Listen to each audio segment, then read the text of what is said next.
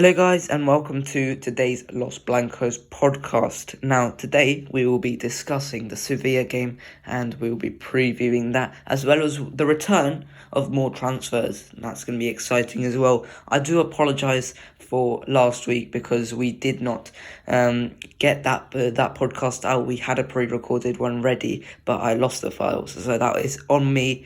But apart from that, that is it. So let's just get into today's podcast. Okay, so the late game today is, of course, Real Madrid versus Sevilla. Now, in the reverse fixture, we had a 2-1 victory at the Bernabeu, and I think, as we remember, it was a great goal by Vinicius Junior to win us the game in the dying minutes of the game. So it was a good game previous to, but it wasn't, a great performance. It was a good result, I should say, actually. And, back then, I would say that Sevilla were probably our main challengers for the title. At this moment in time, Sevilla are probably out of the title race. They've really, they've done it to themselves because they've not chased us in a proper manner. And now, realistically, our closest challengers are probably Barcelona. Somehow, some way, they've managed to claw it back to an acceptable level, I would say. But we're not talking about Barcelona today. We're talking about Sevilla. Now, Sevilla are obviously a very good side. And, they will pose, a pretty good threat, going forward. They're a good solid team. And I'm sure Julian Lopetegui's got that team well drilled for this match. So what do you make of Sevilla as a challenge for this game? Yeah, of course, and they're going to be determined to win this game because even if they don't win, if they draw or lose, they can be outside of the top four today. So they're going to try their best to win because I think Betis 3 points behind them. So to Atletico Madrid, they are fourth and fifth, so a loss to Madrid could send them on fifth place by the end of the day.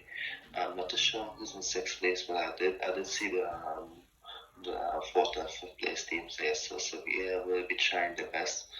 They always give Madrid a difficult game, so they're going to play with intensity to ensure that they maybe come away with at least a point. Yeah, and Sevilla, one of those teams that will work till the end, and they have got this mentality to just keep going. And I think quite a few of their players will be causing a bit of threat. In the reverse fixture, I remember Rafa Mir was causing us a bit of problems with his heading ability, and his being a bit of a target man, being a nuisance for that defense, and especially if we got Nacho in the defense or Alaba, maybe they could start to get bullied by Rafa Mir. So what impact do you think Rafa Mir could have on this game? Yeah, of course, the good news first of all is that we have Militao back for this game, and he did have a monster game against Sociedad earlier this season in terms of his heading ability from defense. So of course, Madrid fans would be a bit more confident, if he's coming up against Militao instead of maybe Alaba and Nacho. So of course, he is going to have important role for Sevilla, but I have seen a bit of reports stating that David Ancelotti is some defense central. I'm not too sure how reliable they are. They are a bit up and down sometimes, but they did say that David Ancelotti has had this Madrid team drilled. They know Sevilla's weaknesses, and they would like to capitalize on that and work on their weaknesses as well, Real Madrid. So, of course, I will believe that Real Madrid would contain Sevilla today, especially FMA.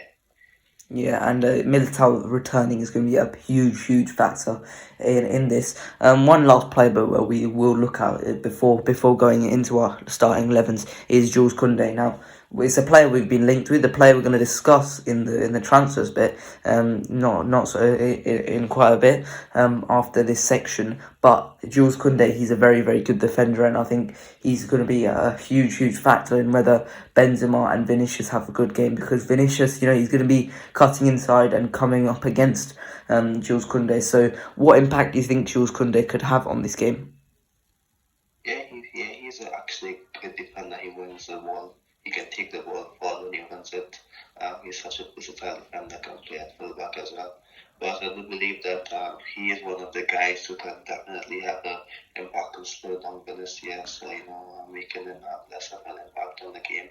So Sevilla will be putting a lot of their hopes on him because he has shown in the past how good he is to as a one man wrecking ball, to take down opponents' attacks. So of course he is going to have a big function on tomorrow.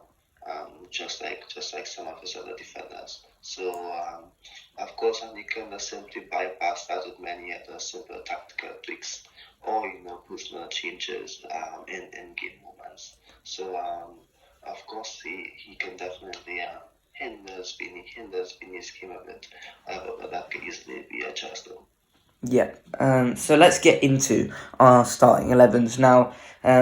We have to probably field a rotated 11 because obviously we had that game in midweek against Chelsea where we had to exert quite a lot of energy throughout that game. So goalkeeper, I don't think there's any rotations needed there.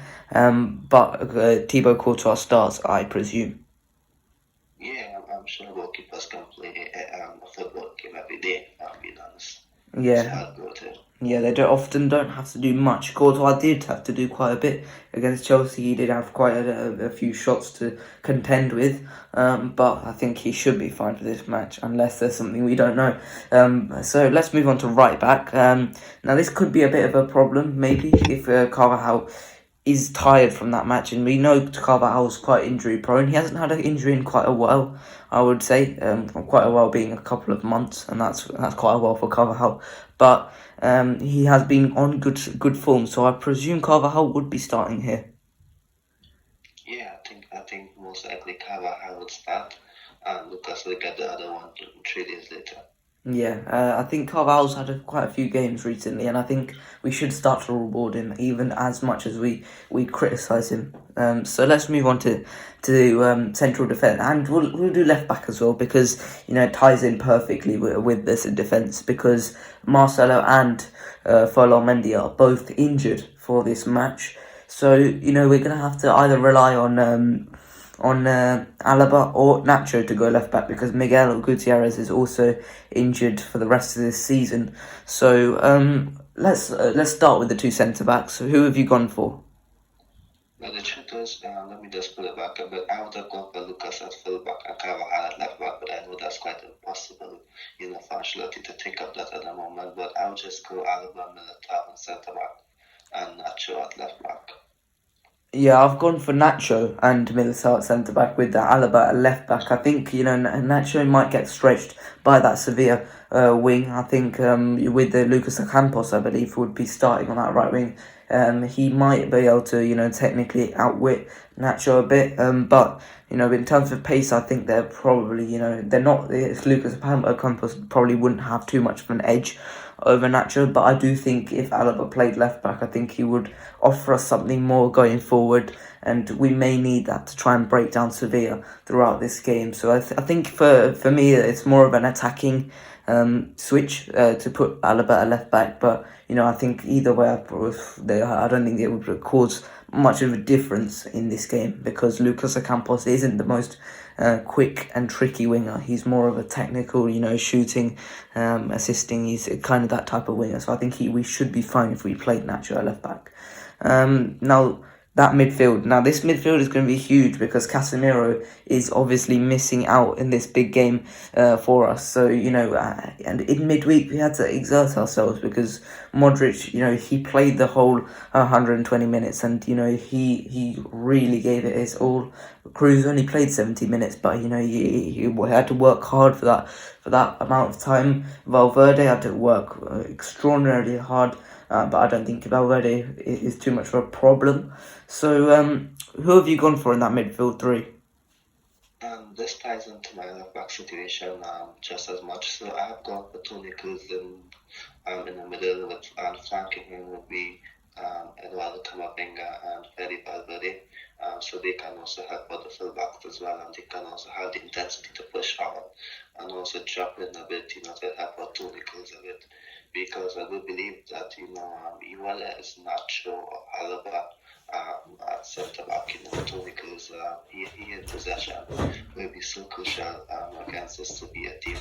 So of course maybe he could just slot Camavinga in there and push Tony Cruz at left centre midfield. I think it can be interchanged a bit because I've seen Camavinga trap and cover for Casemiro on a few occasions when he has played in the centre midfield. So I do believe it's not an issue of Toni Kroos playing that position because Camavinga can easily switch for him when it matters. So I think Camavinga is good at that. So that's my midfield three. I would give Modric a bit another rest, but I do believe that sometimes after a training game, it's important that he has a role off the bench. I think he's better off that way. I think that's how you protect the player as well. You have to remember he isn't in his early 30s anymore.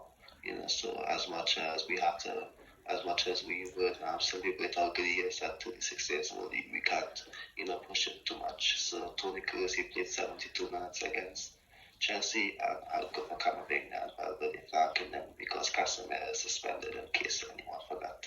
Yeah, I completely agree with that three. I think with Toni Kroos, he didn't play for that as long as Modric in that midweek game, and therefore I think he should play. Obviously with Camavinga, I think it's good to reward him with such a good performance midweek against a big Chelsea side. With the start against a team that are quite good, and to reward him with a big game is quite good for Camavinga.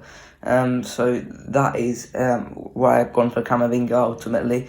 And Valverde has to play in these games. I've seen a report saying that he is an undisputed starter at this point, and I completely agree with that because he is a fantastic player and he has been exceptional for us recently, and I think Valverde has to start in this game to provide us a bit of directness in that midfield. So that's very good from Carlo Ancelotti if he decides to play that midfield three. So let's move on to the wingers, and we assume that Vinicius and Benzema are starting as of ever. It would be quite nice to give them a bit of rest, but we just don't have the options to do so. So let's move on to the right winger, and this is where the deliberation is really going to start because do we reward Rodrigo for that midweek performance, bearing in mind that then we don't have any super subs to come on later in the match if we need him, or do we try and give Asensio another go, or do we even try Bale on that right wing to try and reclaim a bit of his form? So what have you gone for on that right wing? You know what, I was actually thinking at the start that I would have gone down with Ceballos in midfield and he had COVID, and then Valverde could have played on as wing and then use Rodrigo off the bench. However, it's been stricken with limited options at this time. I don't think Asensio should start this game. It's a big game against Sevilla. He hasn't shown much as of late. I even backed Asensio to start the game against Celta Vigo post the international break, and I didn't think he showed much. I was quite disappointed by that. So I don't think we have a choice but to go Rodrigo. But I think I would just go Bale for this one because Bale came on against Chelsea. Of course, he played decent when he started for Madrid against Villarreal. So I'll definitely go Bale for this one. However, I would introduce Rodrigo a bit more early, maybe like the 55th minute mark. So that's why I would bring in Rodrigo. That's gonna have 35 minutes, to make an impact, and that's long enough. I would go Bale because everyone knows how important Rodrigo can be off the bench. He's one of our biggest game changers, and Bale actually has a few chances to score himself the last time he started. So I do believe that if he plays in chess, maybe he can take some of the goal scoring with an offer and Benzema. I've gone for Rodrigo here now. I understand the point about the super sub ability. However, I think it sends the wrong message to the squad if Rodrigo puts in such a good performance midweek and he doesn't start on the weekend, because ultimately it is something that Rodrigo has done really well, and I think he's he's recovered from a couple of bad performances he had himself, and I think it does send a wrong message to the rest of the squad, you know, to the likes of Dani Ceballos, the likes of Isco, who may put in a good performance midweek against a big side, but then if Carlo Ancelotti refuses to play them, you know, what's the point? What's the point of playing that well? What's the point of you know, exerting yourself to that point, to that level, if you're just going to get benched the next game? So I think, you know, for the just a reason of motivation, I would go for Rodrigo, and I do think he would have a bit more of an impact on that right wing than Bale would, because, you know, Bale might score us a few goals. However, he may not just get involved in the game, and I think against a team like Sevilla, we're going to have to control possession. We're going to have to do well. We're going to have to go at them. We're going to have to do make stuff happen. And if Bale plays, I'm not sure he will do that. I think he'll park himself in the box, and, you know, he'll get a few chances. That's for sure. But I'm not sure how much he'll be motivated to try and work hard, win the ball back from high up. So that's why I've gone for Rodrigo there. But, you know, I understand why you would go for Bale there. You know, if ultimately Carlo does start Bale and he does score a few goals, I certainly would not be complaining. But I do think that there would be a bit of lack of motivation if Rodrigo does not start this match. So, I mean, that is it for this section of the podcast. We'll move on to more transfers in a second. So just get ready for that after this short interval. Okay, now we will move on to a section which we have not done in quite a long time. You know, it's been quite a few months since we last done a more transfers section, and, you know, just as a welcome back episode, welcome back section, we've got an absolute bonanza for you. 15 players, 14 rumours, one completed transfer. And let's start with the completed transfer, and that is Vinicius Tobias, on loan from Shakhtar, with their option to buy for £18 million. Now, he is a fantastic fullback, and I think, you know, I've watched a bit of him since I've watched a few of his highlights since he's come over. I was aware of him, aware of his existence, but I never, you know, considered him as a transfer for Real Madrid. Really, I've seen one or two links for him, but I'm really excited by this guy because, you know, there is just something about a Brazilian right back that excites me, and I think this guy is really a really good, you know, a modern fullback, and I think that is something we've both been crying out for. But I don't think he's quite ready for the first team. He's a really good, technically brilliant fullback who's really good at attacking. You know, he's full of flair, and I think he's more of a right winger or playing at right back, in my opinion. But he is a fantastic fullback, and, you know, maybe he won't play next season. Maybe he'll just be a Castilla player.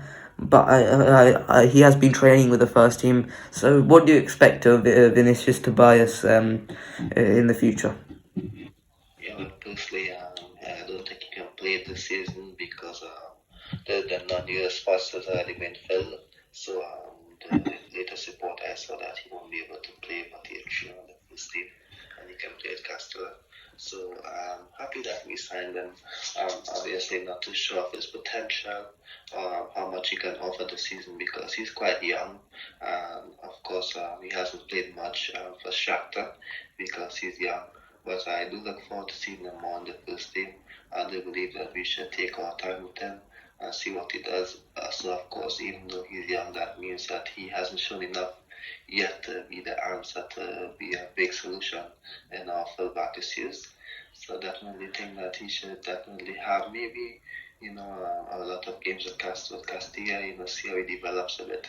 And then maybe we should, when we sign him, then we should have him involved in the first team.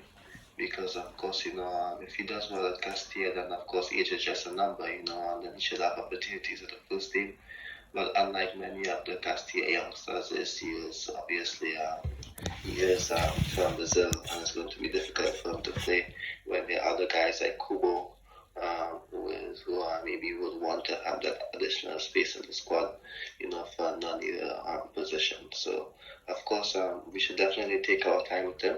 The little bit I've seen from him is that he can definitely move forward and track back a bit, like a two-way fullback, which is always good in modern football. So that's always a positive, and he's quick as well, which can also help him a bit, But I haven't seen much of him in relation to his defending, to see how good he is, in terms of his defending abilities, but his attacking qualities is a bit good. If I'm being honest, it's a bit similar to a lot of the top modern fullbacks. Maybe not as good as Hakimi, but he has some slight qualities, a bit of qualities like him. Yeah, no, I am excited for him. I didn't think he was worthy of. It wasn't a big enough signing worthy of its own section. This is why it's been put into this section. Last season we did a section on David Alaba's signing as well as Eduardo Camavinga's. But nonetheless, we are both excited for this signing. I think he's going to be a good addition to the squad. Let's hope he has a lot of potential and he can grow into that potential. So let's move on to the first rumour, and that is Christian Nkunku of RB Leipzig. Now, one thing to be said about Christian Nkunku is that unlike a lot of these rumours that we've got here, he is very much probably, at this point, he has had a world-class season for RB Leipzig. 27 goals and 13 assists. It's just unreal numbers. 40 goals and assists this season. He has just been world class for RB Leipzig, and Leipzig started off the season quite poorly. He has probably been the reason why they're still going to get a Champions League spot this season, and he is going to find a big transfer this summer. Probably going to be something like 60 million, and I think, honestly, if we go in for him, I think he's going to be 100% worth it, because he is going to be a fantastic player in the future. Still very, very young, 22 years old. Still got areas he could improve in, and he's doing this already. I think he's just going to be a fantastic player. He's so versatile. Can play left wing, can play right wing, can play up front, can play just behind the striker. He's a bit like Florian Wirtz in that he's a bit of a shadow striker, but I think he's further along in that development, and I think also is getting one over on PSG as well, because he is a youngster from PSG, and I think that would be quite nice as well. So what do you make on Christian Nkunku? Yeah, so of course this is a stat that's going to maybe blow your mind a bit. He has more goals and assists this season than Lionel Messi and Cristiano combined. So that's obviously a good stat. To maybe open your mind of how good he has been this season. However, while he would be honestly a good addition, he'd be an excellent addition to the squad.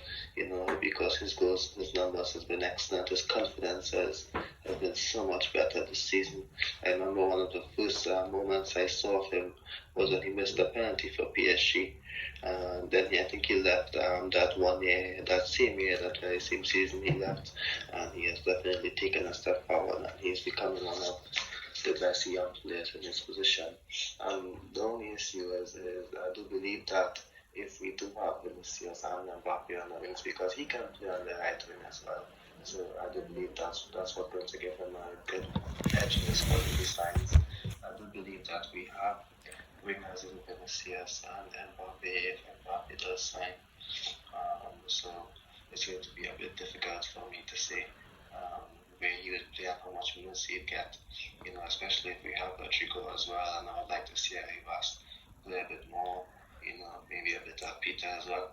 However, in the event that Mbappe doesn't sign, it's let's just say in the 20%, the 10%, the 5%, the 1%, whichever one you want to see it. If he doesn't sign, then Nkunku can be a decent backup option for him.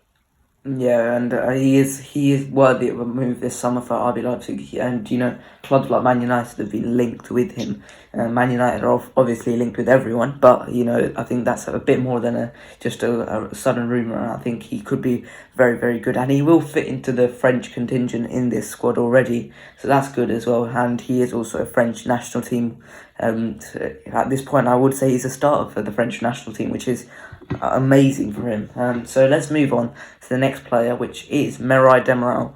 Now, I was a bit suspect of this guy, probably last year for Juve. He was a bit of this guy who was hyped up quite a bit, but not really for any reasons. But this season he's been very, very good for Atalanta, I think. And defensively, Atalanta have had to shore up a little bit because their attack hasn't been as good as previous years. And I think Demiral's really helped that. Aerially, he's one of the best defenders in Europe. Aerially, he's just so good at just heading the ball away, and that's so big for a team like Atalanta who play on the front foot. But I do think he's quite reckless at times for Atalanta and for Juve last year as well. And I think that could be a bit of a problem because ultimately, if we do need 11 men on the pitch, but I do think he could bring a bit of that bite that Real Madrid are missing and have missed for quite a few years. Probably I would say 2 years since the penultimate Ramos season. I think we've probably missed a bit of that Real Madrid bite, and I think Demiral would bring a little bit of that, and I think that could be quite useful. So what do you make of Demiral? You know what? For example, if he's in the squad, I think he's going to be there at the fight. He's going to work hard for the team. I think whichever team he plays for, he gives 100%. We can see him launching himself at the tackles. Maybe some of them is a bit like us. However, I do believe that we would need a player like him who's good in the air. Who can make tackles as well. He has good defensive awareness. If I'm being honest, it's going to be a lot more cheaper than, for example, Jules Koundé, who maybe would cost upwards of 70 or 60 million. I think there might be maybe like 30 to 40 if I'm being honest. So I think that's a bargain for us if we have a quality centre back for 30 or 40. And maybe we're thinking that 30 or 40 might be too much, but I think that's how much you have to pay for a decent centre back, and maybe a decent backup of a centre back who has quality, and you want him to be a valid number for his squad for the next 5 years. That will cost 45 million. So I do believe paying maybe 35 to 40 for him isn't bad business in my opinion. So if that's the amount, I do support the signing because I do believe we need a centre back in the team, because I've seen how much we struggle in big games without a centre back. So I would say maybe 35 million, I would take it. Yeah, and we saw the set piece problem he had against Chelsea. I think he would really help that. So I do support this signing. I think he could be quite good in the summer, and we've been linked with him. And I think I think it seems like something that Carlo Ancelotti would quite like. So let's move on to the next player. And this is one of my favourite players at the moment, and that's Darwin Núñez. And this guy, for me, I think he's the closest thing you could get to Benzema at this moment in time. Honestly, I think he's the closest player you could probably sign that could, fill Benzema's shoes, because ultimately you're not going to get a player like Benzema ever again, and I think he could be, as good as you can get with that. And 30 goals and 3 assists in all competitions this season for Benfica. These are very, very good numbers, and I think he's got good hold up. He's a very good hold up player. He's good as a target man. He's good in the air, and he's a good presser as well. And I think that could be useful if we were to get a pressing manager in the future like Jurgen Klopp or Thomas Tuchel. And I think that could be very, very useful. And also, he has experience in Spain. He previously played for Almeria in the second division. And he did quite well for Almeria in the second division before he moved to Benfica, and I think he could be a very, very good player for us. And many of the European big European teams are interested in him, and you can see why, because his Champions League form has been exceptional, and scoring against the likes of Barcelona, Ajax, and Liverpool is just a very, very good form. And I think he could be a fantastic player in the future, world class. And I think at this moment in time, he's probably the second best young striker in the world, only behind Erling Haaland. So what do you make of Darwin Núñez? Yeah, this guy is a quality forward. I've been quite happy to see him play the Champions League. He was so good, even against big teams like Liverpool, constant danger. He was creating. He played well against Barcelona, against Bayern Munich, earlier this season as well. And I was quite happy to see how important his contribution was to his team. He can cut in from the left and have a shot. So I do believe that if we sign him, he can interchange with some of the attackers, which is important. Something similar to what Benzema does. So maybe we are wondering, why do we need a striker if Benzema is there. However, the issue has been when Benzema is not available, we have struggled a lot. And of course, we tried. Maybe Gilbert should be an efficient backup to Benzema. We all hope that Gilbert can become that player, but we know that ship has sailed.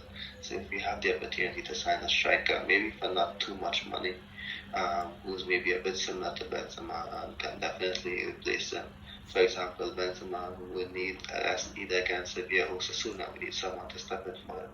So maybe if we had Nunez, he might have just fill in immediately. However, Benzema has to play against Sevilla and Osasuna most likely. So I would say yes, he would be a good signing, but I think Benfica will ask for upwards of 75 million from the latest report that I saw. And maybe if that's the case, then it's maybe a bit of a no for me if it's that amount of money. But I'm not going to deny the fact that he is one of the best in his position.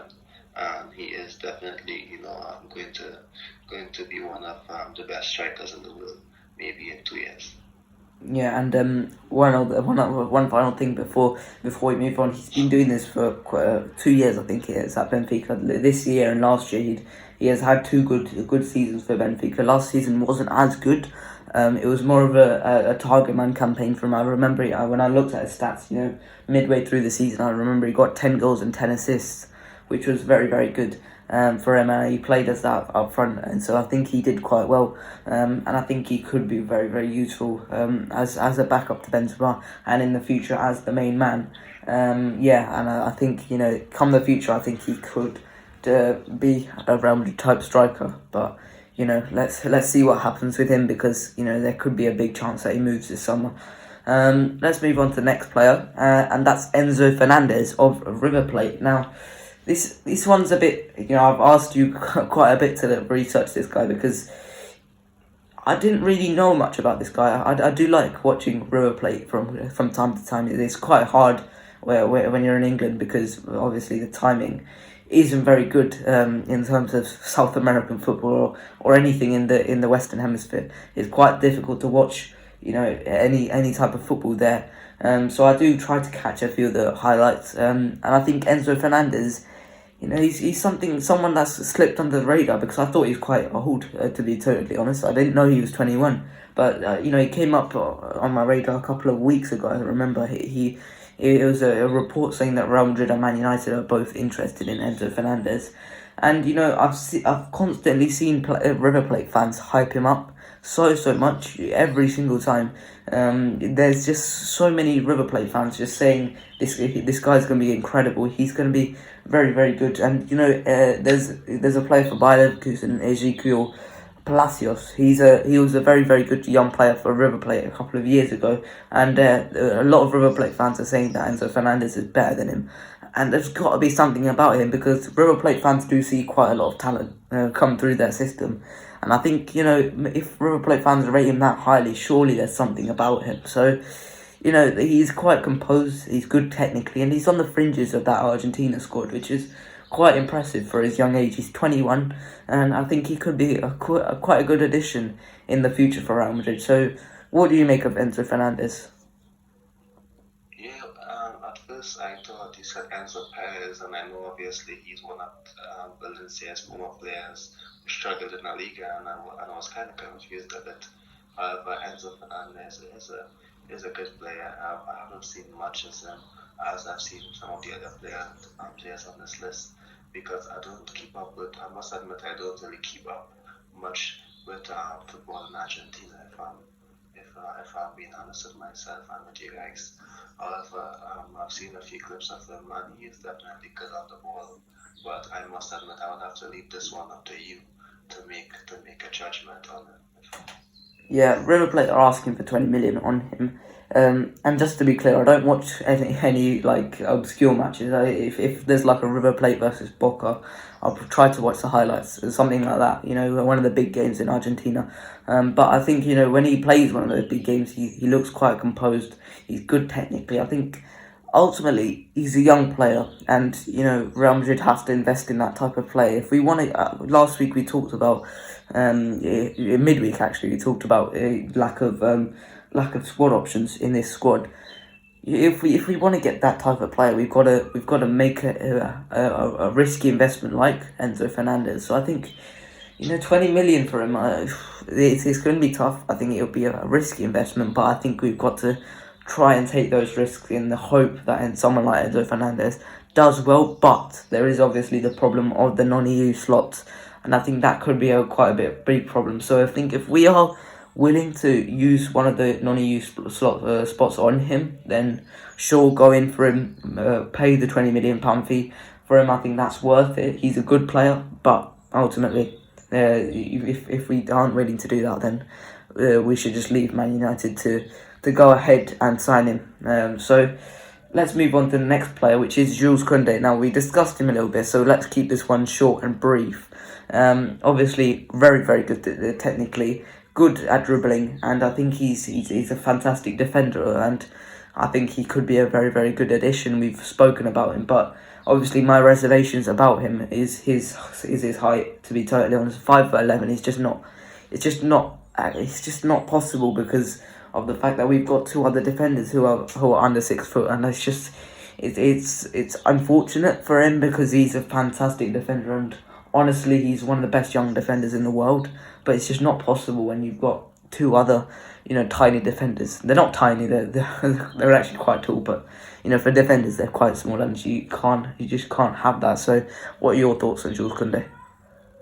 And I do believe also Militao is also so good in that right centre back position. So I do believe if we sign Koundé, one of those guys have to play left centre back, or Alaba might have to move to left back, which isn't a bad option. If you have Militao and Koundé as your centre back partnership, I don't think that's bad. And I do believe that Alaba is a better left back than Mendy, if I'm being honest. So maybe if that's something we're going to do for the next 2 seasons, I think that's not a bad option. I don't think Alaba wants to play left back because I think he wants to play the position where he's important and have much of the ball. That's why he maybe wanted to play a bit more in midfield in his final year at Bayern Munich. So he's playing a centre back now. He's having a lot of the ball. He's important in ball progression. So I think if we move Alaba to left back, I don't think he'll be too happy about it because he wants to be important in the team, and that's why he signed for Madrid. So I think all the signs point that we are no longer interested in Koundé unless it's a bargain. Unless I'm not on this contract is expiring. Last year it was 60 to 70 million. So this year I think it might be the same price. I'm not too sure. Like I said, this contract will expire. But I do believe that unless it's anything under 40 million or under, I do believe that we might pass on that. I don't think we're going to target someone that expensive. So as good as he is, he can also fill in at fullback as well for that game. I don't mind that actually. If he plays as fullback on the other occasion, he did play there for the national team. So that wouldn't be bad hypothetically, but not for 70 to 80 million like Sevilla quoted for a Spanish team. Yeah, and it's just not possible at this moment in time. But obviously, that's not a knock on him. He's a fantastic player. But Chelsea are also interested, and maybe Chelsea would probably go in for him, considering that Rudiger and Christensen are leaving probably this summer. So good luck to Koundé, but I just don't think it's not possible for us to do that. But let's move on to an actual left-sided centre back, and someone who's a bit taller than Jules Koundé, and that's Alessandro Bastoni. Now, I've been really impressed by him whenever I watch Serie A. And I think I don't really watch Inter that much because I'm not really interested in Inter's matches. But whenever I do, whenever it's at that 7 o'clock kickoff time, 7:45 kickoff time, I see Bastoni, and I'm really impressed by this guy because he's so strong aerially, he's so young, and he's so good with his timing of his tackles. And I think it's been a long time since we've had an Italian at Real Madrid. I think the last one we've had was probably Cannavaro, wasn't it? And that's probably that's a long time ago. Maybe Antonio Cassano. I'm not sure which one left latest, but obviously that enough about Antonio Cassano. But Alessandro Bastoni, he's such a fantastic defender, and I think he's just a fantastic player all in all. But I think Inter will probably demand quite a bit, and I think he is worth maybe the 60 or 70 million that they would demand for him. But I think I just don't think we are able to pay that much for a defender at this moment in time. So, what do you think of Bastoni? Yeah, I do believe that he is maybe out of the three centre backs that we spoke about today. I think he might be one of the best options because one, he's left-footed, he's good in the air, he's good in possession, he is defensively sound as well. So I do believe that he'd be a good addition to the squad. If I'm being honest, I like him a lot. I have actually, how I knew this guy was I played FIFA a few years ago. I think it's FIFA 17. He was just this young guy that I bought, and he started being really good, and I started following his career ever since then. And I was really happy to see him getting minutes under Conte last season when they won the Scudetto, and he was solid in the back. And honestly, I was so impressed by how young he was and how composed. And with Theo, he was first centre back. So he would be a good addition to the squad if I'm being honest. But like you said, Inter would demand a lot of money for him. But I think he would be honestly a solid addition to this team. And you know what? The biggest thing for me is that it's not the quality of these guys that we mentioned today. Most likely it might be the cost. However, I think that we must accept that to sign a good centre back, that to sign a good centre back, you have to put out the money for him. And if I'm being honest, if you offered me the option, if Alaba wants to play left back, fine, I would love Alaba can play left back if he's happy doing so. And then maybe we can sign maybe Kunde, Bastoni, to play centre back while Alaba play left back. But if we have to sign a centre back, he'd be the pick of these three that we mentioned on today, because of all the qualities that he has, and he's also good in possession. He can help him build up as well. So he would definitely be the pick of the bunch for me. That's just my personal pick. I have no say if they decide to go for Kunde as maybe the better option. But for me, I would go with him, maybe as my personal choice. Yeah, I think Bastoni is probably the ideal option, and Demiral is probably the low cost option in those three we've done. But let's move on to the next player, Luka Sucic, and I'm not going to dilly dally on this one. He's a tall central midfielder. He's physically imposing. He's really quick for a midfielder for RB Salzburg, and I think I've seen a report comparing him to Luka Modric. I don't know about that one, but he's really tall, and he's technically gifted, and he plays as a mezzala, which is like he plays in the half spaces, just between the midfield and the wing, and it gets in behind the defense, and I think he breaks from that midfield role, and I think that could be something that we should consider trying to pursue in the future. So there's not much we can say on Luka Sucic. He's not exactly a starter for RB Salzburg at this moment in time, but he is a good young player, and I think maybe we should start considering him for the future. So what do you make of Luka Sucic? Well, I must admit, I did see a bit of him in a game against Barcelona and some clips where he scored this amazing goal with his left foot. So I think he's a left footer because in that clip he was using his left foot most of the times. However, he did score that amazing goal against Barcelona. He was always involved in the game in that match against Barcelona. I'm not too sure exactly what that was and why Salzburg played Barcelona for him to score that goal. However, he played well in that game. I have seen a few other clips of him. However, in the game I looked at him a bit more was that Barcelona game. I think he did well in that game. However, I don't think that maybe he is Madrid quality.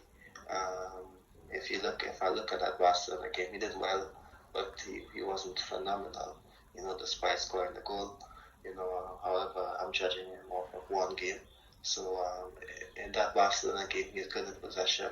He's always available for his teammates, but he did obviously make a few mistakes, which is normal in football.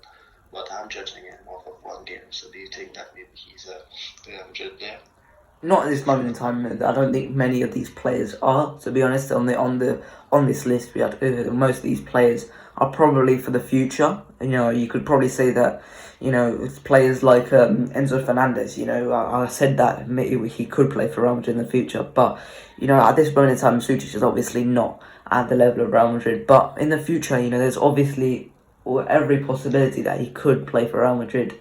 And, I think he could very much get to that level. That's obviously something. RB Salzburg's coaches and scouts are probably more suited to judge a player's talent than both of us. So I think, they think that he could provide a good profit for them in the future. I think then 100% we should probably trust them with that decision. And I think, ultimately he could go for cheap because Salzburg, they let their players go for quite cheap, a lot cheaper than they probably should. Haaland went for 20 million, I'm pretty sure. So, they aren't really the best of negotiators in terms of they don't negotiate for too long. So, maybe in the future we could look at Luka Suchik and say, I remember when he mentioned that kid who now plays at Dortmund and he's one of the best talents in the world. We could say that,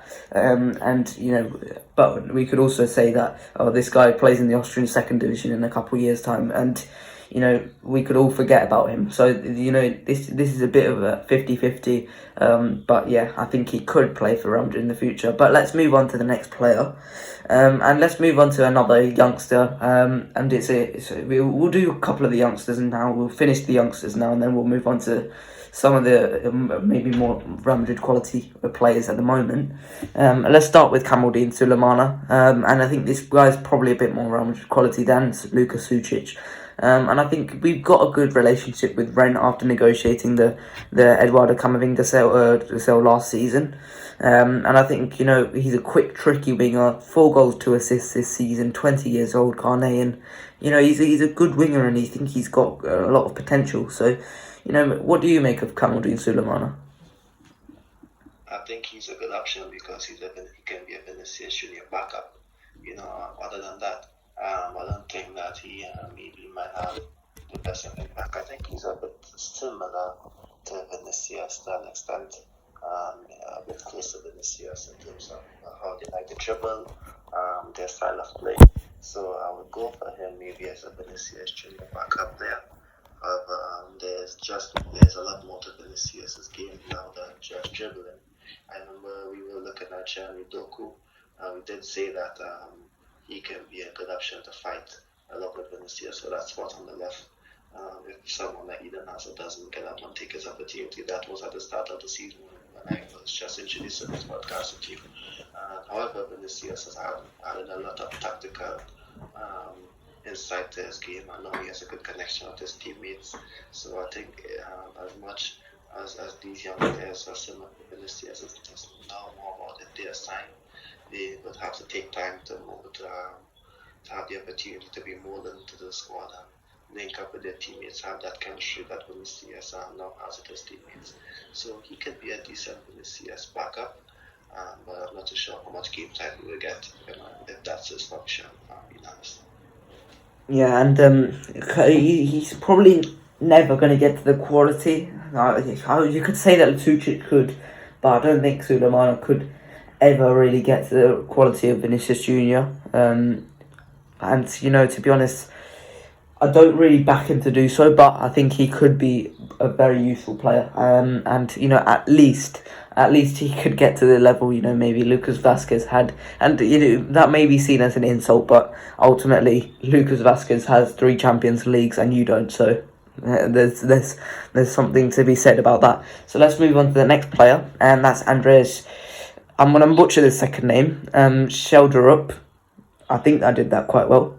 But Norwegian 17-year-old, and he is one of the most valuable under 17s, according to Transfermarkt. I believe only Gavi is worth more, and that's very, very good for a kid that plays in Denmark. And surely there's got to be something about him for that to happen.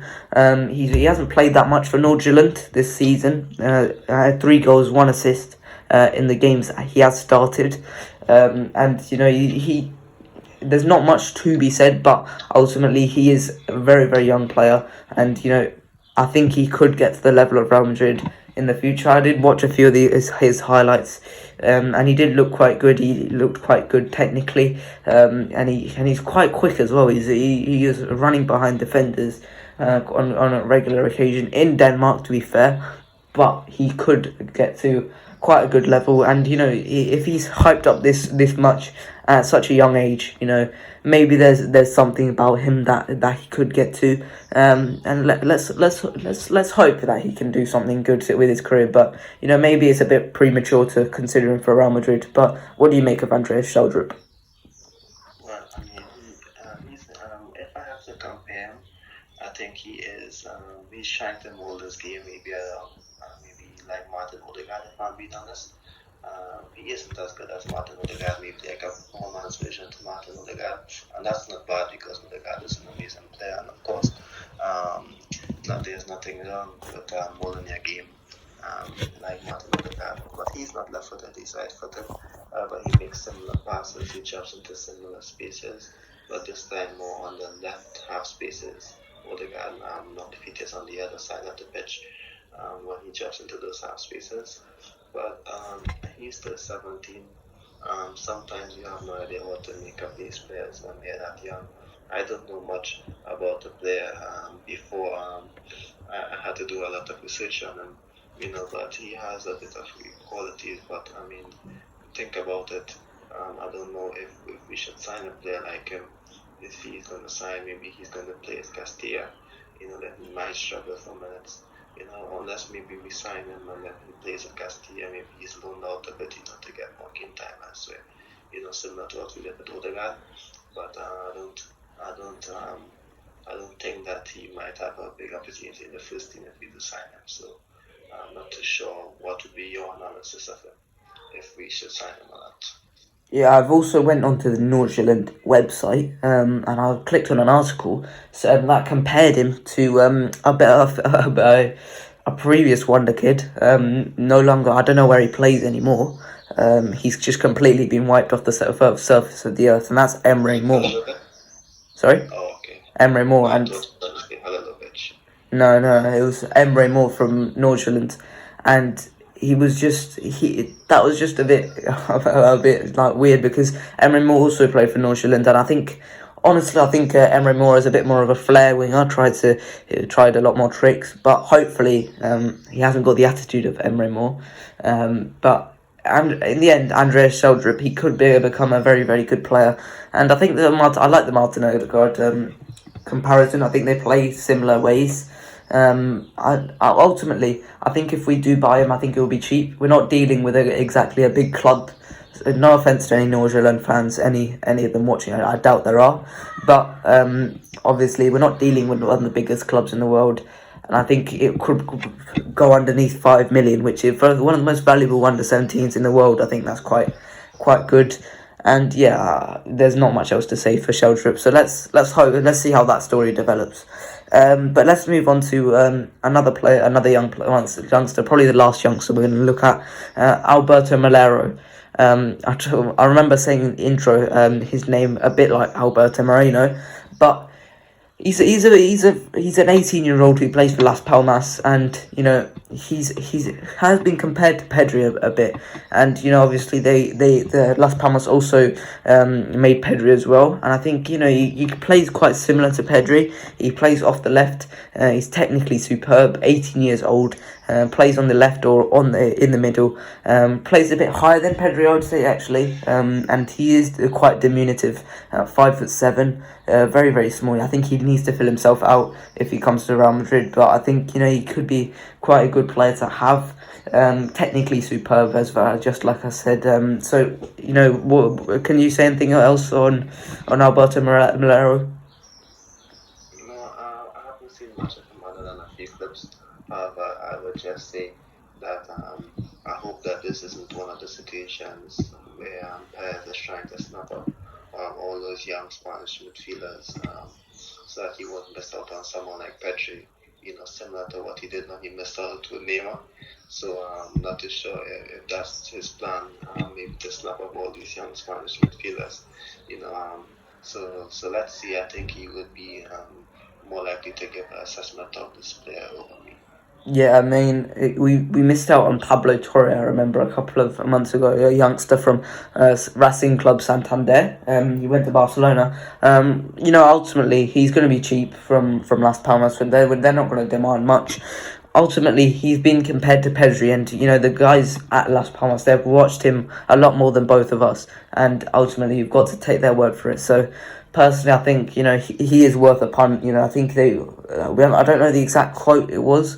I think he was under 95 million. I think it's worth a punt just to put him in Castilla, see what he does.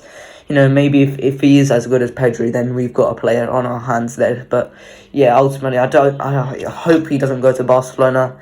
Out of all things, probably best thing for him is to stay at Las Palmas and try and get promoted with Las Palmas.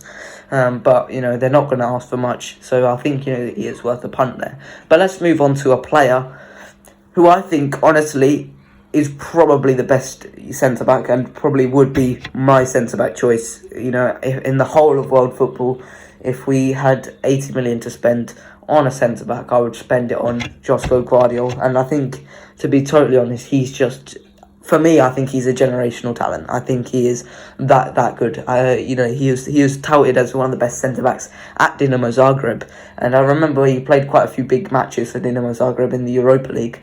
I remember he played against Tottenham, I would like to say, and he did really, really well against Tottenham. And I think Gvardiol has just proved to be so good on the ball. He played for Croatia at the Euros. I remember he played against England and he completely silenced. I can't remember who played on that right wing. He was that good. And he's completely silenced that right wing at left back. Not even in his favoured position. He silenced our right winger, and I think he's so physically imposing. He's a giant. He's 6'2", I think, but he just seems he seems so well built. He's really strong in the air. He brings the ball out of defence. He's a bit like Rudiger in that way. He's just so technically gifted. He's a great crosser of the ball. We've seen that for Leipzig quite a lot this season. He's just brought them out. He's left-footed, plays on that left centre back. He's a Croatian international. He's so strong. He is the perfect centre back for us, and I truly believe if we had 80 million this summer, I would go all out for Josko Guardiola. He is that good. And, at the start of this season, there were a bit of doubts because of the fact that Leipzig turned over their two centre-backs and they just brought in two random ones from France in Simakan and Josko Guardiola, and it didn't go so well at the start of the season, but now Leipzig are just doing so well defensively, and I think Guardiola has been the main man to that. So that's my thoughts on Guardiola. I really do like him as a centre-back, and I think he's better than Bastoni. I think he's better than Demiral. I think he is probably better than Jules Koundé as well. So what do you make of Guardiola? Well, I would share points to that one. He is a good quality centre back. He's tall, strong, and fast as well, and he can hold his own in defence. No matter the system, I've seen him play a few games with Croatia because, of course, I like to see Luka Modric play for Croatia. So he has been quite phenomenal whenever he plays for Croatia. So he is a good addition. He would be a good addition to Madrid. To be honest, I do share your points, and I would.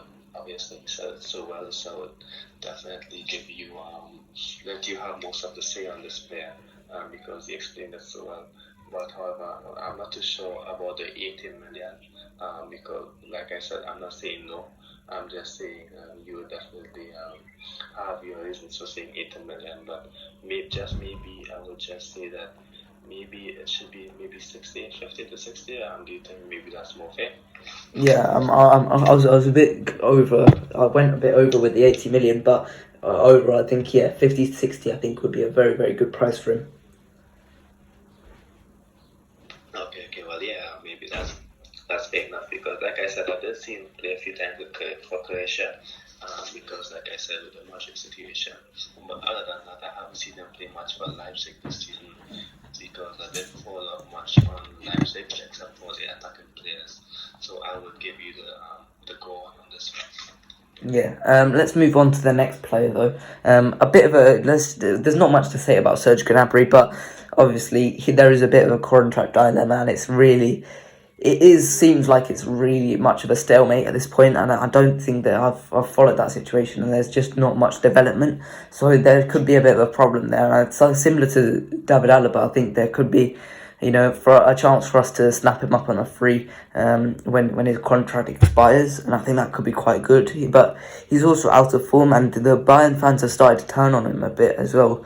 And I think this could be a good opportunity to get a really quality right winger for a cheap price. Maybe under 40 million. I think Serge Gnabry would be an absolute superb addition for us. So, what do you make on that signing? To be honest, I'll have to pass on Gnabry if I'm being honest. As much as I like the player, he scored a lot of good goals, but I do believe that the future of Real Madrid is obviously in the wide positions is Vinicius and Mbappe, and of course we haven't seen Vinicius on the right wing. Oh, Mbappe doesn't want to play on the right wing.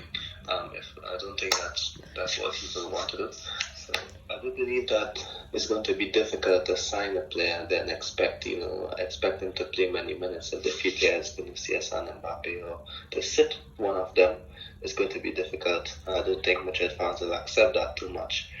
So like I maybe said, Vinicius and Mbappe can be the maybe two key players.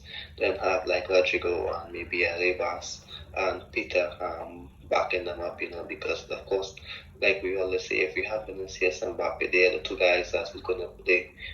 They barely need to be rotated out, and of course, I think Rodrigo would be a decent option. And we have been calling for our youths, like Sergio Rivas, to have game time.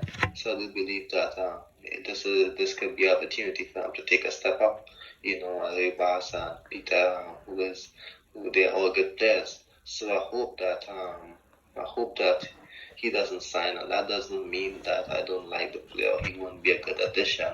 However, I do believe that I think it might do a bit more harm than good. If I'm being honest. Okay, fair enough.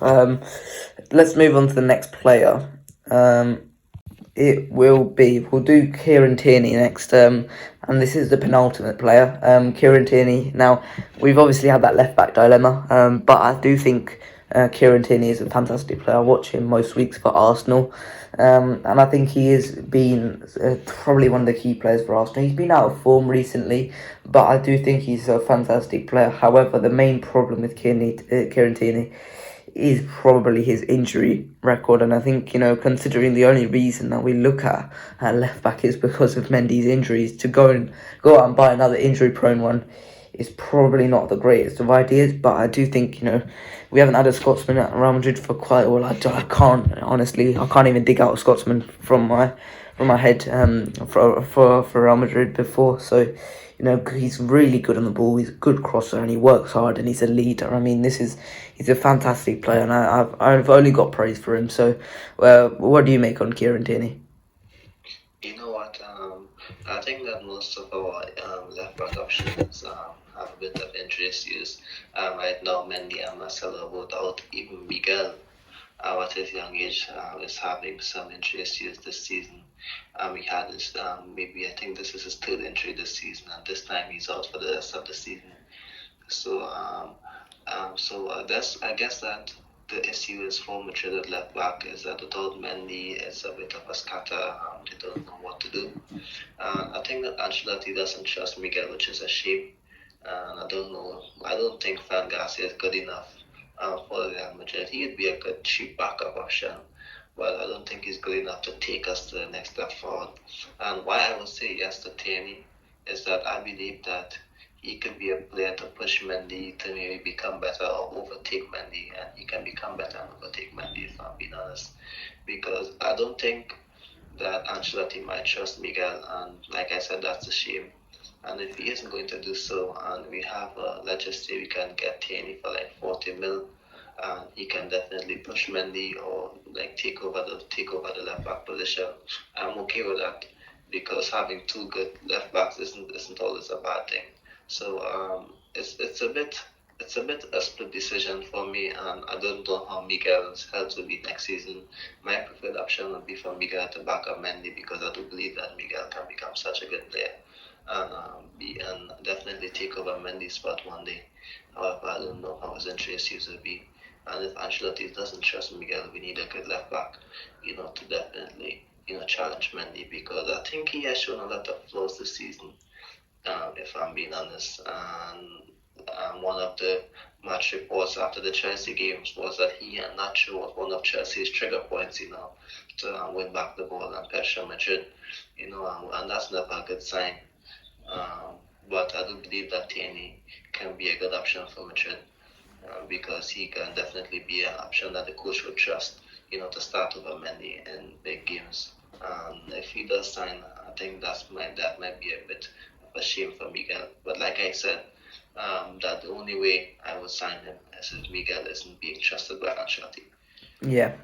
Let's move on to the last player on this list we have and on this episode, and that's Richarlison. And ultimately, this is not the greatest player to end on, but I don't rate Richarlison that much, to be totally honest to you. I think for a 50 million, he's been so poor for Everton. He's just not been good enough for Everton because, they're in a relegation fight and, you would expect a Brazilian superstar, a guy who's friends with Neymar, to do better. You see Rafinha in Leeds, another Brazilian superstar. He's working his socks off every week to keep Leeds up. Richarlison's just not doing that, and for me, it's just not for me. I really think Richarlison's a bit of a spoiled brat. So, what do you make of Richarlison? I mean, I don't think you can all put it on the Richarlison because he has his limitations as a player. But in relation to him being a Real Madrid player, I'd also say maybe at the start of last season, I maybe might have said, oh yeah, we can maybe take him if it's anything under 50. But I don't think that we should take him for any amount at this time, even as a backup, because I think there are many other young players I prefer to invest my time in. And if I said no to Nkunku and Gnabry, obviously I'm not going to say yes to Richarlison. I don't think that he is that clinical, if I'm being honest. I had a look at the Copa America final. He had two chances to score to equalize the game, and he wasted it. So, I would say no to Richarlison. Yeah, and on the point at Everton, also he's not been you can't put the burden on him, but you can because he's the most talented player in that squad. You can't tell me that anyone else really is, to be totally honest. And you've got to expect a guy you've bought for £50 million from another relegation team to do really well, and he just hasn't done so. So that's my opinion on Richarlison. But yeah, that is it for this week's Los Blancos podcast. If you guys enjoyed, please like and subscribe, and I'll see you guys later. Bye bye.